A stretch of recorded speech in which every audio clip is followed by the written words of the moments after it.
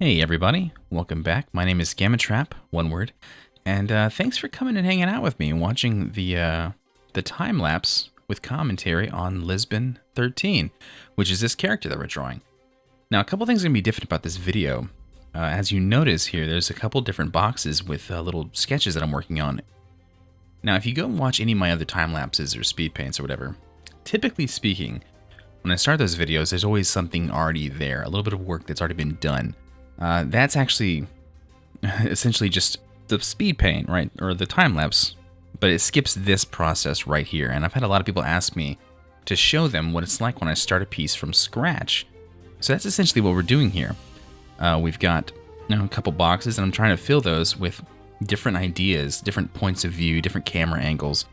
Trying to keep it pretty simple until I find something that kind of piques my interest. Now you'll notice in the bottom left, I really liked this kind of classic like gunslinger sort of POV, down the barrel of the gun kind of view. But I try not to let that kind of like tie me down.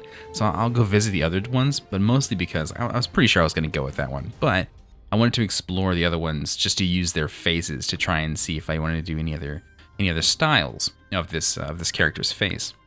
And I got a couple different ideas, but I kind of went with, essentially what I already had going. But it's good to experiment with this kind of stuff. That's the same reason why, like, for example, when I first started doing this piece, I was actually thinking, like, the first thought I had in mind was the top right POV, was, kind of like looking down at his victim. But after doing this a couple times, I noticed that I was having a lot of fun doing, the forward-facing POV of the victim, I guess you might say. So I started kind of exploring this one a little bit more. And as you can tell, I'm starting to devote a lot of time into it.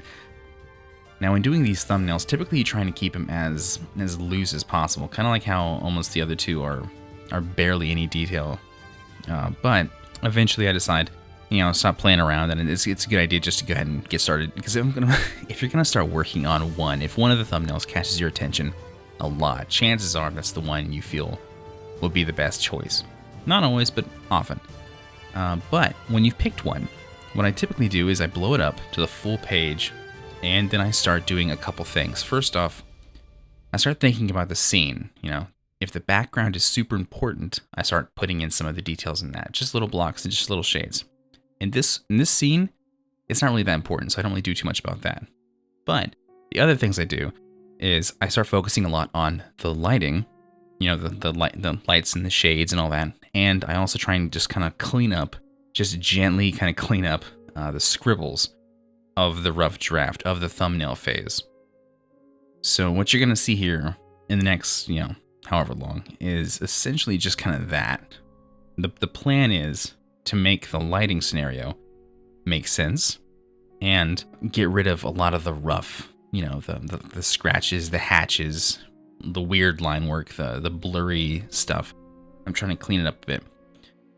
Also kind of even things out. Like, for example, on the sides of his mouth here are, you can tell I drew that like a pencil, right? I was like, I'm gonna have to like even that out into sort of a single plane. Also, with the line work being as rough as it is, I erase the sides and kind of clean up every individual lines. And the funny thing about exos, and I'm not sure if you played Destiny, but this character is an exo, right? Kind of like a robot. Their entire face is essentially just a bunch of different geometries, a bunch of different shapes, a bunch of different angles. And you gotta try and make sure that it adheres to the rules of light, right? So aside from just, basic cleanup, pretty soon we're gonna have to worry about a little more value stuff, like making sure that because this is outdoors, he is dark, right? The background, if you're outside, typically for a more cinematic look, if you're outside, the background needs to be lighter than the foreground. So the farther the things are away from the camera or your eyes, for example, the farther away they are, the lighter they need to be. Whereas anything closer needs to be a little darker. So now we're going to move into coloring. Now, when you're coloring these things, typically with me, for example, when I color these things, I usually start from a black and white value scale, meaning it's just blacks, whites, grays, and various shades. And I try and push and pull them a bit to make sure that I have a nice wide range and they adhere to the lighting quote unquote laws, you could say, that I've already kind of set in place, which I could change later, but you kind of try and make sure there's a bit of a uniformity there. But when you're coloring, it's best to have super subtle colors. Like, it's really easy, I've noticed, to just blast vibrant, bright colors all over the piece. It's super easy to do that. So to avoid making it just look like a complete mess, I try to make sure that the colors that I put in place are very muted, are very subtle, aside from like glowing things like his eyes and mouth, right?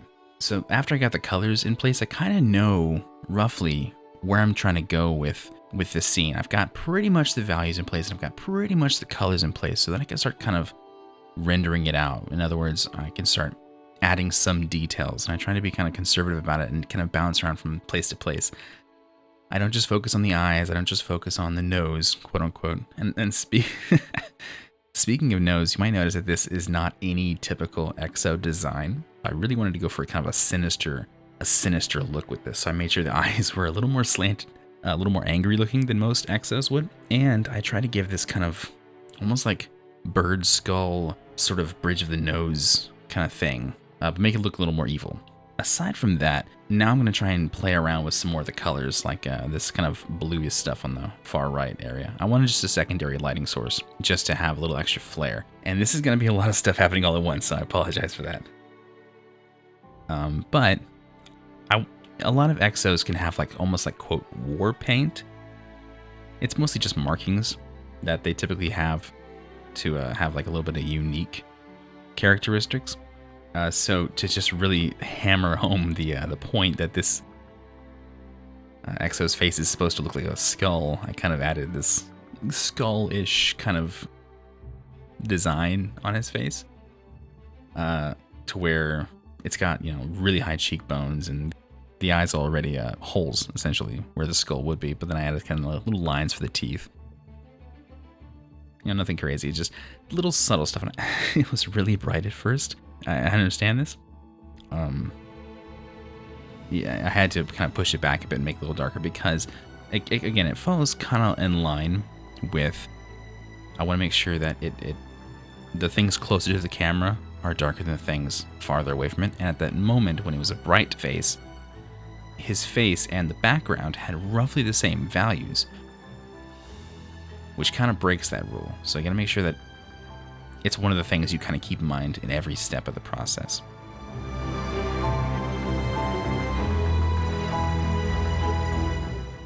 So again, because his face is mostly just geometry, I got to make sure that each plane is almost even lighting. Just like across the entire, like for example, his cheekbones or his chin. That's kind of like a rectangle. So you gotta kind of paint like a rectangle, just a flat-ish surface. I'm doing a little more extra playing around with the values because his face is partially concealed by his hood. So it'd make a little more sense if both sides were a little darker on the sides and a little more bright in the middle. But here's something interesting that I really like to do, and I found that I really enjoy doing this more and more, and that's with solid surfaces like metal or wood or even stone. I don't know why, but I really like adding these kind of swirly kind of like markings. It's maybe like a subtle texture thing, but it's I don't know. For some reason, I have to do it. I'm compelled at this point. It's ingrained. It might be a bad habit, but I hope not.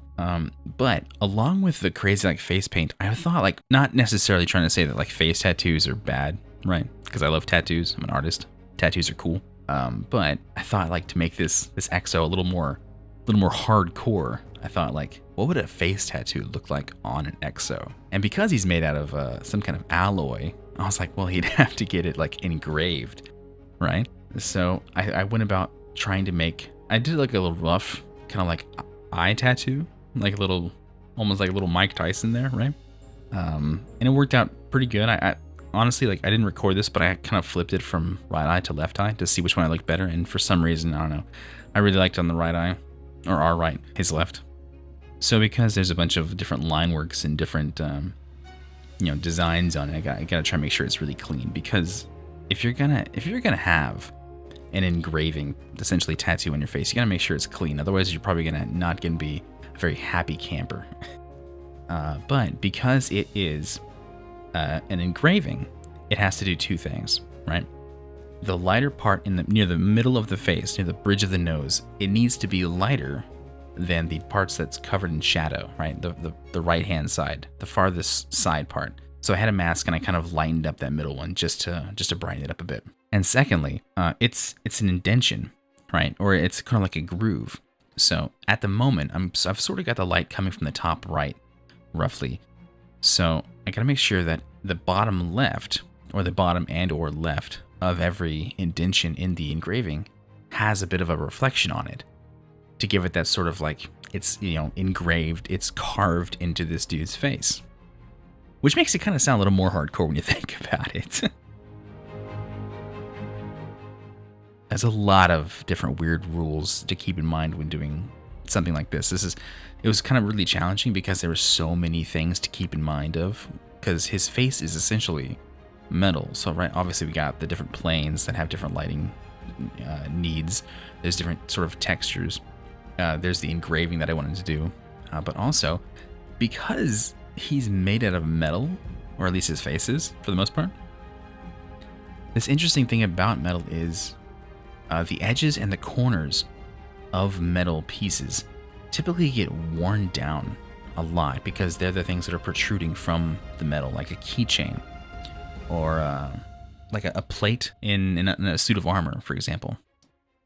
But so the things that are outside stick out more, bump into stuff, and get scraped and cut. So the edges and corners of his face, to give it a more like almost realistic tone, I kind of wore them down and added some really bright highlights on them to show some good light reflection. Now, speaking of lighting, I thought it'd be a good idea now to start really playing with the colors of the lighting. I added a color dodge to his face and the top of his head and made sure that it adhered to the shadow that his hood was casting. So if I originally had this kind of like orange tint to the top of the forehead area, but here's one perfect example of something you're gonna have to do at some point, most likely, if you're interested in making things like this. I had to make sure that made sense. So the way I did that was I also included the color dodge onto the top of his hood, right? So if the light was hitting the forehead but was stopped by the hood, that means the hood also had to catch some of that light and some of that color. That's one of the reasons that sort of came to be. And I kind of carved out the grooves and the corners and the various cuts in his face to make sure that if it wasn't exposed to the light, it didn't get the color. Now, the background's kind of easy, probably too easy, but I didn't have all that much time to actually get this thing done. Most of these pieces I do with Mylan are really fast. I had an extra day on this one, quote unquote, but I actually did something completely different than what I was supposed to. And he was like, oh, that dude we were painting is actually an exo, so you might want to, redo all that. So the background is just essentially just the black garden kind of area, kind of green, kind of teal with red flowers and stuff. Now, here's the interesting part, right? Apparently, according to, the lore, the beings that tempted Lisbon, or maybe his fire team, were like the things that you see in the ending cinematic of Shadowkeep. The darkness, essentially, inside the pyramid ships. So apparently they offered something, or they whispered to them, and they took it. So I thought it'd be really interesting to actually add sort of like creepy temptation kind of based whispers on the side here. And I sort of gave him the my signature mystical look. If you actually want to learn how to do this weird like wispy smoky magic thing, I've actually got a tutorial on that. So go check my tutorial playlist if you're interested in doing that also. And just to sort of add to the something's really wrong here vibe, which I don't think that's an actual term, but I'm gonna that's what I'm gonna go with. I thought it'd be really kind of like, oh, something's wrong, if I added some kind of like fluid leaking out of this guy's forehead. And there we go. Thank you guys so much for watching. I really hope you enjoyed this. Now, before you go, I need to know two things. All right, I could really use your help on two specific things. If you guys could help me out, I'd be really, really grateful. One, how do you feel about these sort of kind of commentary based videos? I really like to know. If you guys really enjoyed them, then I'll kind of keep making them, right? And second, how do you like this sort of stationary sort of time lapse where the canvas never really moves? because my normal ones, they flip around, they fly around, they spin, they zoom in, zoom out, and it all happens really fast, and it's really hard to, watch things. So, I mean, it essentially got like two choices, really. Either you like the fast, crazy one where you can't quite tell what's going on, or you got this one where it's sometimes you might lose track. But it's okay because you got me talking you through it, right? So if you guys felt strongly about either of those things, I'd be really grateful if you let me know in the comments down below. Also, feel free to give this video a like if you found it useful, entertaining, and or just enjoyed the sound of my weird voice. Feel free to subscribe if you'd like to see more of this stuff, because I got a bunch. I've got so many time-lapse videos and a lot of tutorials. So if you enjoyed that, feel free. I got a lot of stuff for you to binge watch. Hopefully it'll catch your fancy. Thank you so much to my fantastic patrons. And I will see you all next time. Peace.